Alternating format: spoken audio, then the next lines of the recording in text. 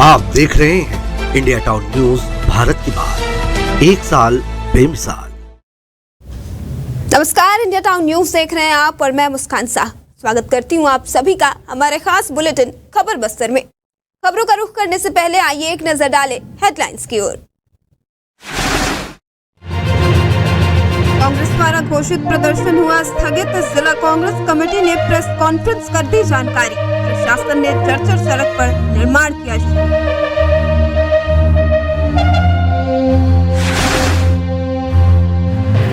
शहर में सड़क मरम्मत का कार्य हुआ शुरू। विधि विधान से पूजा कर किया गया शुभारंभ। विधायक और कलेक्टर के निर्देश पर कार्य शुरू।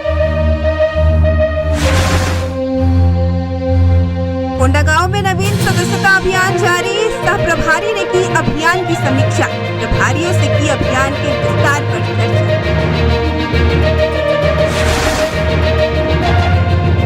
एक दिवसीय प्रवास पर कांकेर पहुंचे अरुण साव। मंत्री का गांजे बाजे के साथ किया गया स्वागत। कार्यकर्ताओं से मुलाकात कर ली समीक्षा बैठक। बरसात थमते ही रेत माफिया हो रहे सक्रिय। रोजाना हो रहा सैकड़ों ट्रैक्टर रेत का अवैध उत्खनन। अलग अलग स्थानों पर डंप कर बेच रहे अधिक कीमतों पर। खराब सड़क बन रही परेशानी की वजह। धूल के गुबार से आमजन को हो रही तकलीफें। मामले से पल्ला झाड़ रहे जिम्मेदार विभाग। लोन वराटू अभियान से प्रभावित हुए नक्सली दंपति। 4 इनामी माओवादियों ने किया आत्मसमर्पण। अब तक 197 इनामी सहित कुल 872 नक्सलियों ने किया आत्मसमर्पण। पत्रकारों ने मुख्यमंत्री के नाम सौंपा ज्ञापन। मामले की सीबीआई जांच कराने की मांग। न्याय न मिलने पर उग्र आंदोलन करने की दी चेतावनी। मिली आज सूचना पर जगदलपुर पुलिस की बड़ी कार्यवाही। अवैध गांजा तस्करी करते पकड़े गए आरोपी। 4 पैकेट में लगभग 37 किलोग्राम गांजा बरामद। मुख्यमंत्री स्लम स्वास्थ्य योजना से ग्रामीणों को लाभ। चलित अस्पताल सीधे पहुंच रही ग्रामीणों के घर गांव। मुफ्त दवाइयों की भी है व्यवस्था। चलिए खबरों की शुरुआत करते हैं कांकेर जिले से, जहां प्रदेश सरकार के उप मुख्यमंत्री एवं कांकेर के प्रभारी मंत्री अरुण साव आज एक दिवसीय प्रवास पर कांकेर पहुंचे हैं, जहां उनका गाजे बाजे के साथ स्वागत किया गया। उन्होंने कार्यकर्ताओं से मुलाकात कर समीक्षा बैठक ले अनेक कार्यों का भूमि पूजन और लोकार्पण कार्य भी संपन्न किया। बताते चले कि प्रभारी मंत्री बनने के पश्चात पहली बार नगर आगमन पर उप मुख्यमंत्री ने भाजपा कार्यालय में कार्यकर्ताओं और पदाधिकारियों से मुलाकात कर चर्चाएं ली और फिर मीडिया से चर्चा करते हुए उन्होंने कहा कि आज वे कांकेर प्रवास भाजपा सरकार के कामकाज की जिला स्तरीय समीक्षा लेने व उनके कार्यों के भूमि पूजन और लोकार्पण करने के साथ ही पंडित दीनदयाल मूर्ति अनावरण करने को पहुंचे थे।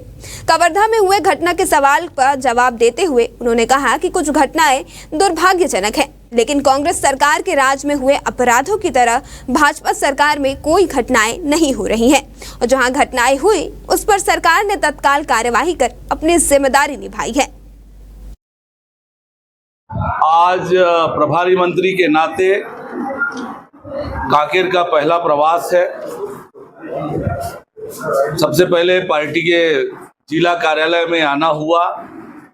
पार्टी के पदाधिकारियों कार्यकर्ताओं की बात सुनी, उनसे मिला और अभी कलेक्ट्रेट में प्रशासनिक अधिकारियों की जिला स्तरीय बैठक होगी। बैठक में सरकार की योजनाओं की प्रगति की समीक्षा करेंगे और तत्पश्चात चरामा में पंडित दीनदयाल उपाध्याय जी की प्रतिमा का अनावरण एवं अनेक कामों के भूमि पूजन और लोकार्पण का कार्यक्रम भी चरामा से ही संपन्न होगा।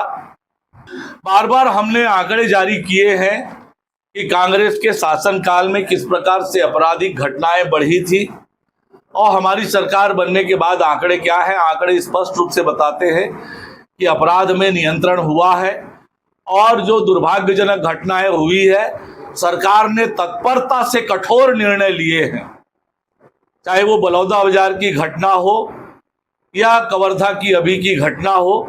सरकार ने तुरंत बड़े बड़े निर्णय, कठोर निर्णय लिए हैं। राज्य में कानून व्यवस्था की स्थिति ठीक करना ये राज्य सरकार की, विष्णुदेव साय सरकार की सर्वोच्च प्राथमिकता का हिस्सा है। इसमें सरकार कड़े और बड़े निर्णय लेने में किसी तरह का कोई संकोच नहीं करेगी। कोंडागांव में भाजपा द्वारा चलाए जा रहे ऑनलाइन नवीन सदस्यता अभियान की समीक्षा के लिए बस्तर संभाग सह प्रभारी निरंजन सिन्हा कोंडागांव पहुंचे, जहां उन्होंने भाजपा कार्यालय अटल सदन में आयोजित कार्यक्रम में मंडल टोली प्रभारियों के साथ बैठक कर अभियान के विस्तार और आगामी कार्यक्रमों पर चर्चा की है। बता दें, निरंजन सिन्हा ने बताया कि राष्ट्रीय नेतृत्व के निर्देशानुसार 25 सितंबर से 2 अक्टूबर तक सेवा पखवाड़ा कार्यक्रम का आयोजन किया जाएगा। 25 सितंबर पंडित दीनदयाल उपाध्याय की जयंती पर हर बूथ में 100 ऑनलाइन नए सदस्य बनाने का लक्ष्य रखा गया है। साथ ही बता दें कि कार्यक्रम में बस्तर विकास प्राधिकरण की उपाध्यक्ष लता उसेंडी और केशकाल विधायक नीलकंठ टेकाम की भी उपस्थिति रही।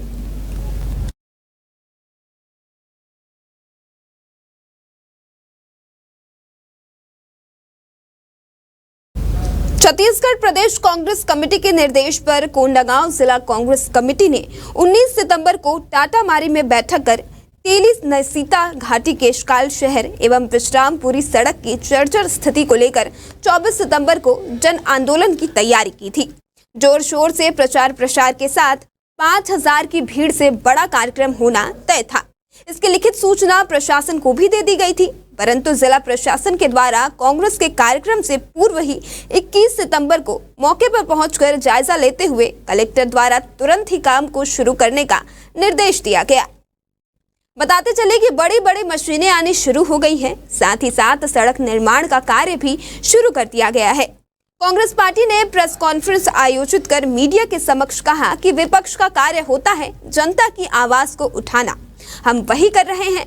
हमारा धरना प्रदर्शन जन आंदोलन 24 सितंबर को तय था, लेकिन उससे पहले ही प्रशासन ने कार्य शुरू कर दी है। यह अच्छी बात है। कांग्रेस पार्टी कभी नहीं चाहती कि जनता को तकलीफ हो। आगे उन्होंने क्या कुछ कहा, अब खुद सुने।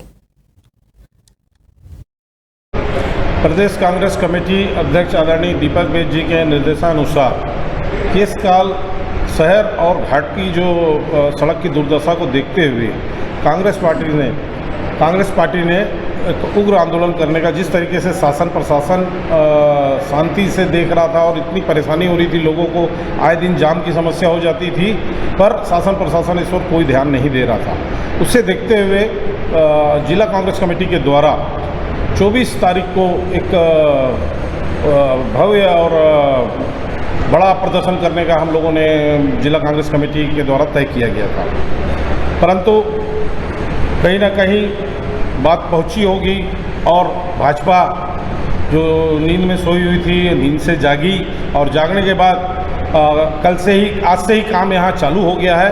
तो मैं आपको ये बताना चाहता हूँ कि इसमें प्रदेश कांग्रेस कमेटी या जिला कांग्रेस कमेटी या ब्लॉक कांग्रेस कमेटी, हम लोग इसमें कोई भी राजनीति करना नहीं चाहते थे। हम इतने दिन तक हम लोग वेट किए कि काम चालू हो जाएगा और कहीं ना कहीं आप लोग भी पत्रकार लोगों भी, आप लोग ने भी इतना इस मुद्दे को उठाया, फिर भी सरकार नींद से नहीं जाग रही थी और लोगों को जो परेशानी का सामना करना पड़ा था, 10 घंटा जाम, 20 घंटे जाम, और रास्ते भी ऐसे हैं कि आप जो घाट से केशकाल की जो दूरी है वो मुश्किल से 10 किलोमीटर है, उस 10 किलोमीटर को लोग आधे घंटे में पार कर रहे थे। तो इस परेशानी को देखते हुए प्रदेश अध्यक्ष जी के दीपक बेद जी के निर्देशानुसार हम लोगों ने प्रदर्शन करने का एक प्रोग्राम बनाया था। चूँकि शासन आज से काम चालू करा दी है, हम शासन का धन्यवाद भी ज्ञापित करते हैं। खासकर कलेक्टर साहब भी कल आए थे यहाँ और उन्होंने काम चालू करा दिया, और हमारी कोई मंशा नहीं है कि पब्लिक को परेशानी हो, क्योंकि हम जानते हैं आज हम प्रदर्शन करेंगे तो पब्लिक को इसमें परेशानी का सामना करना पड़ेगा, पर पब्लिक के लिए ही हम लोग, जो पब्लिक परेशान हो रही थी उसी पब्लिक के लिए हम ये कर रहे थे। और चूँकि काम चालू हो गया है, हम धन्यवाद देते हुए अपना जो ये कार्यक्रम था, हमारा जो विरोध का प्रदर्शन था, उससे हम आदरणीय दीपक बेद जी के आदेशानुसार उसे हम स्थगित कर रहे हैं। और कोंडागांव जिले में विधायक नीलकंठ टेकाम के प्रयासों से और कलेक्टर कुणाल दुदावत के निर्देश पर केशकाल शहर में सड़क मरम्मत कार्य शुरू हुआ। विधायक नीलकंठ टेकाम द्वारा पूजा कर सड़क मरम्मत के कार्य का शुभारंभ किया गया है। बताते चले कि इससे पहले कलेक्टर ने केशकाल नगर से घाटी तक निरीक्षण कर सड़क मरम्मत कार्य शुरू करने के आवश्यक दिशा निर्देश दिए थे। इस पर राष्ट्रीय राजमार्ग के अधिकारी ने बताया कि केशकाल शहर में सड़क मरम्मत का कार्य शुरू हो गया है। इसके अंतर्गत लगभग 3.7 किलोमीटर की दूरी के बीच BC, BM और WMM का कार्य किया जाएगा।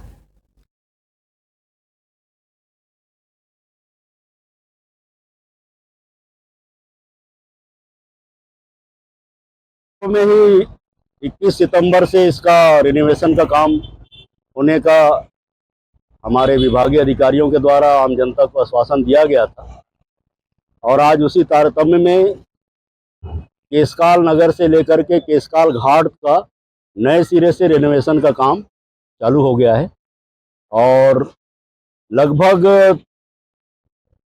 2 महीने तक ये काम जो है चलेगा।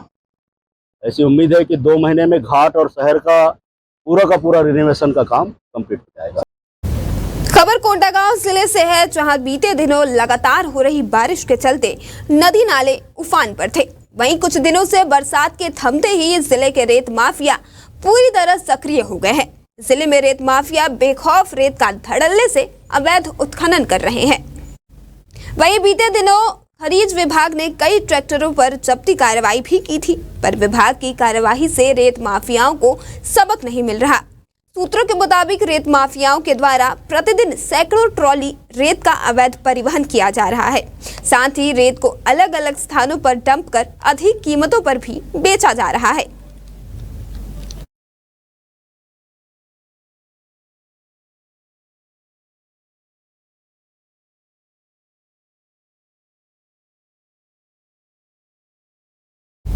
अंतागढ़ क्षेत्र इन दिनों खराब सड़कों को लेकर काफी चर्चा में है, जहां एक और क्षेत्र उत्खनन प्रभावित होने के चलते भारी वाहनों की आवाजाही अधिक होने के चलते सड़क खराब है, तो वहीं दूसरी ओर धूल से आमजन को काफी तकलीफों का सामना करना पड़ रहा है। बता दें कि इस ओर ना ही स्थानीय जनप्रतिनिधियों का कोई ध्यान है, ना तो जिम्मेदार विभाग का। वहीं लोगों को धूल से और माइंस के फर्राटे भरते वाहनों से खासी परेशानियों का सामना करना पड़ रहा है।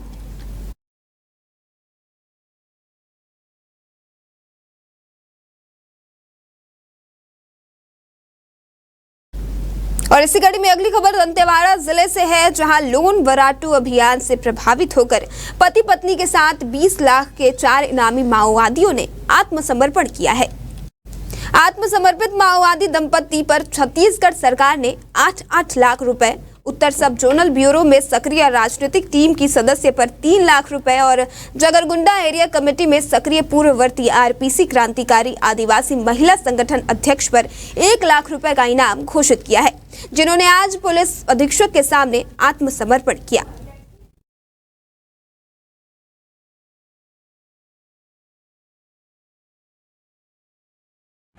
IG Bastar range Shri P Sundarraj sir, DIG Dantewada range Shri Kamal Singh Darshak sir के द्वारा जिला दंतेवाड़ा में आज 22 सितंबर को छत्तीसगढ़ शासन द्वारा पुनर्वास नीति एवं जिला दंतेवाड़ा के लोन वराटू अभियान जो घर वापस आई अभियान है, जिसमें हम लोग माओवादियों से अपील करते हैं कि वो अपनी मुख्य विचारधारा को छोड़कर मुख्यधारा में जुड़े। उसके तहत आज 22 सितंबर को दंतेवाड़ा के समक्ष 4 माओवादियों ने आत्मसमर्पण किया।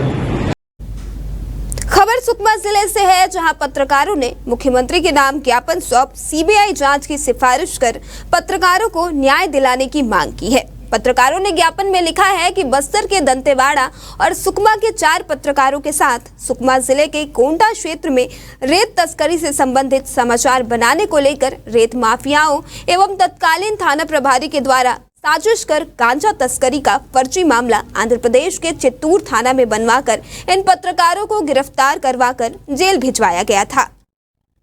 इस संपूर्ण प्रकरण में पत्रकारों ने स्थानीय नेता के शामिल होने का आरोप लगाया है और गांजा प्रकरण मामले की जांच में CBI की मांग भी की है।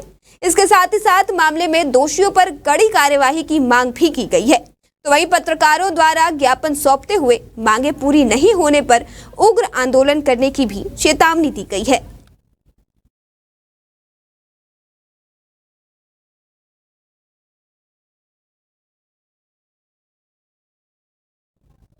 अवैध मादक पदार्थ गांजा तस्करी करने वालों पर कार्यवाही करने में बस्तर पुलिस को सफलता मिली है।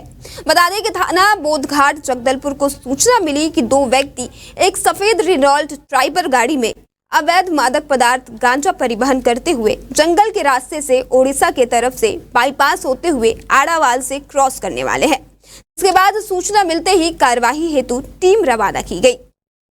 बता दें, पकड़े जाने पर दोनों आरोपियों ने पूछताछ में अपना नाम पप्पू हरिजन निवासी बोरी गुमा और नरेंद्र खोरा निवासी व्यापारी गुड़ा बताया। गाड़ी का तलाशी के दौरान उनके गाड़ी के डिक्की में 2 बोरियों में 14 पैकेट में लगभग 37 किलोग्राम अवैध मादक पदार्थ गांजा मिला, जिसके संबंध में पूछताछ करने पर गांजा रखने का वैधानिक प्रत्युत्तर नहीं दिया गया। इसके बाद दोनों आरोपियों की मोबाइल को विधिवत जब्त कर गिरफ्तार कर न्यायिक रिमांड पर भेज दिया गया।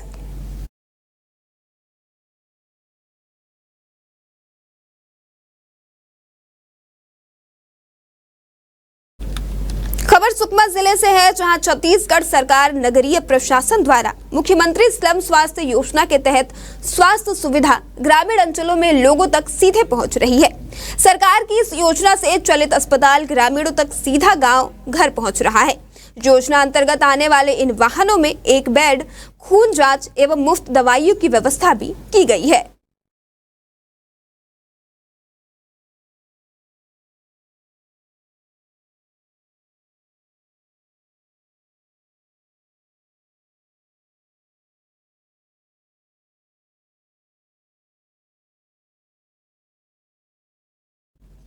और इसी के साथ हमारे इस खास बुलेटिन खबर बस्तर में फिलहाल इतना ही। अब मुझे दीजिए इजाजत।